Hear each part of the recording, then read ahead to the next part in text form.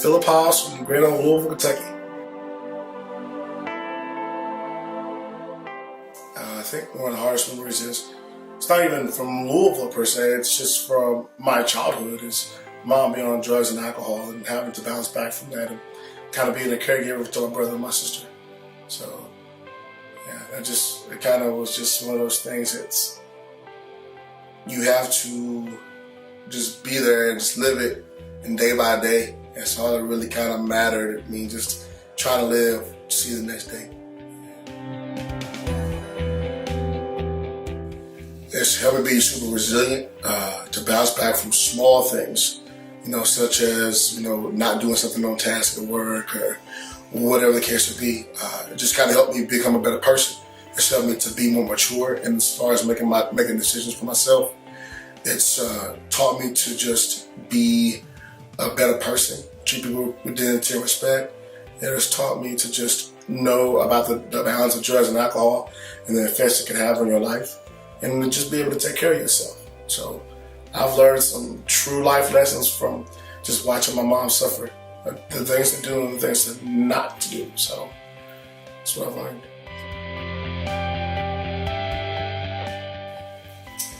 Psalms 23, because it's God leading us. It's God leading us. It's basically, in life, we have a lot of things that we really want to do.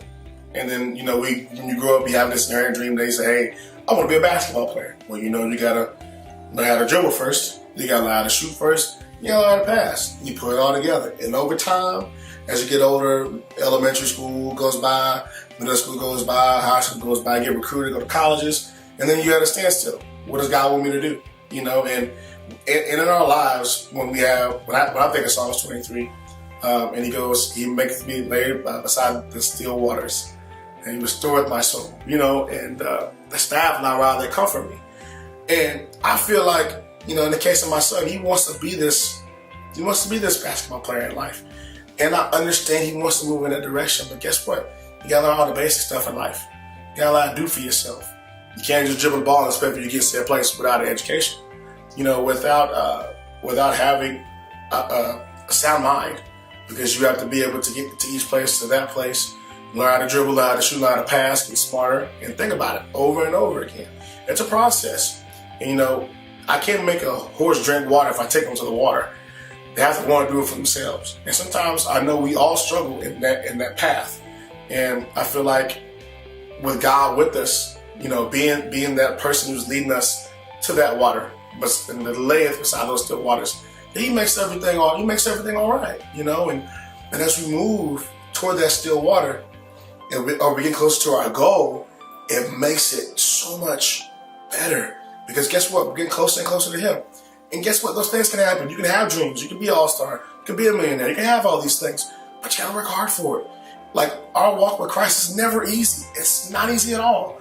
But if we move inch by inch, day by day, get our knees and pray, read a good book, and do what we're supposed to do, faith, walk, and deeds, we can take all those things and move forward. And guess what? At the end of the day, you're laying beside the God, Father Almighty, in those still waters, kicking it with Him. Why not? It's the things that we do that lead us to Him. But it's all leads up to that. In life, we're young, we do what we're supposed to do, vibrant, we live life, we procreate, we have children, beautiful people. As we move into our older stages. All right, now where's your faith being tested? Are you moving in that right direction? Are you doing things you're supposed to do? Have you made that change for the next person that's behind you in this world? And as you move toward the end, you realize at the end of the day, man, and you look back on your life and like, man, did I do what I was supposed to do in life? Or did I just sit by and be a watcher and watch somebody lay by their waters instead of being the person laying by those waters, where God's going to be with you at the end of the day? That's what stands with me when I think of Psalms 23 and how God's walk with you is super, super key. And as long as we walk with Christ and bring those in who are lost and bring them in and help them to move in the right direction, I think we'll make the world a better place. So that's what I have.